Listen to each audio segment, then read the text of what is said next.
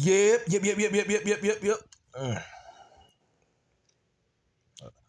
This is not gonna be long. This is not gonna be a long video. Sitting here going through some of my old dirt bike, four wheelers and stuff, apparel, Fox Racing shirts, Trolley Design shirts, stuff that I had back in the day. That I was wearing back in the day. Some people, they used to make fun of me because I was wearing stuff like that. But it's like, man, that was me. But I'm able to pull some of that stuff out. So my son, he's able to see some of the dirt bike stuff, the helmets, motorcycles. Like one of my bikes, that motorcycle been put up for over 10 years, yo. I haven't. Yeah. My son will be 12 this year, and that bike probably hasn't been pulled up. It hasn't been ridden in probably 11 years. Stuff that you have to just let go, because you have to invest your money and time into other things, man. But I pray that my son, and he appreciates me being there. Do you appreciate me being there, boy? Yes. He over there playing that video game. That's all that matters to him. Like I say, man, it's just life. It changes, I guess. You just got to go with the flow. And I had to go back. I watched one of my videos. I don't know how it sounded or it came out, but like the first dirt bike I had was a Suzuki RM 500 air cooled. It was an older one. It was given to one of the guys. What was his name? Charles. He lived in Middlesex. He lived in Middlesex outside of Zebulon. And his name, he had a Suzuki that he wanted to trade me for an old frame that he was putting together for his son, because he said that Suzuki was too big for his son to ride. And when I got that dirt bike to the house, the frame on that one was messed up, but it was re-welded back together. And I could never really, truly start that dirt bike other than push start it, because it had so much compression. It was hard for me to really, get on. I could lean over the end of it, sit on the tailgate of a truck, and then kick it real hard, and sometimes it might start. But it was easy for me to pull the clutch in, put it in gear, go down the street, run beside it, and jump on it, and just make sure I didn't give it too much gas. That dirt bike didn't stay around that long. I wish I had kept that one.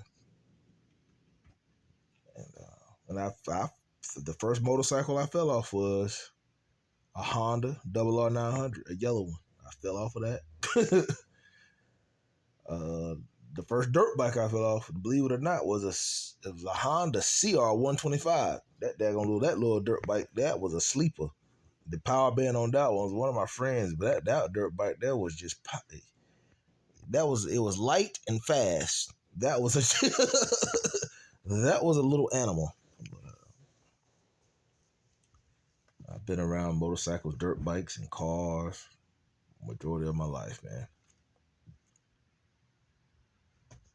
But life throws you a curveball, and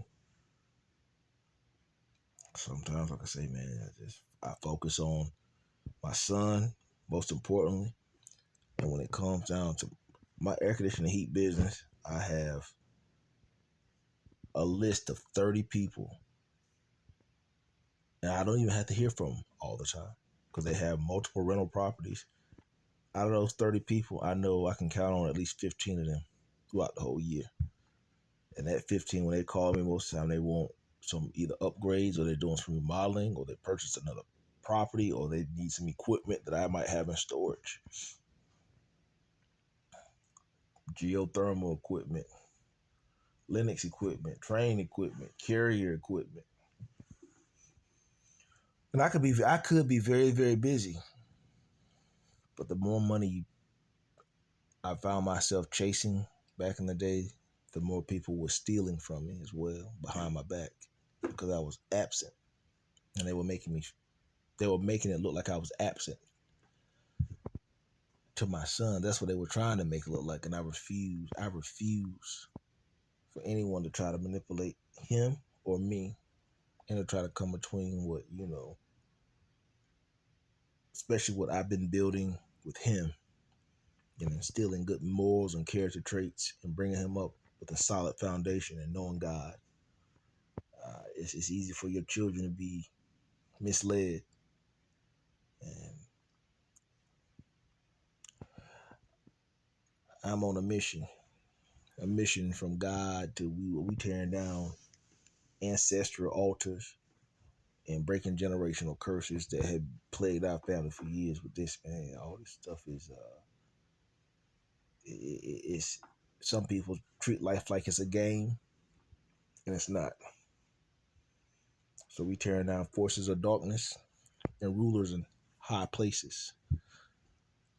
I don't care what obstacle may come my way. As long as I stay prayed up and under his covenant,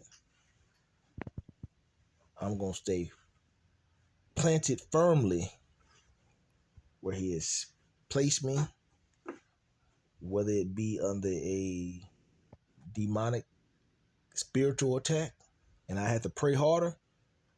I'm not going to let my son go without. I'm just not going to. My son is going to know how to pray, and we're going to pray our way through any obstacle, any demonic, any stronghold that would try to come between what God is doing in our life. We pray against those demonic attacks. So God would not have me go through all this and not allow it to have a beautiful ending or the outcome to where we even praise his name even more. So take the good with the bless. Yeah, you hear that message?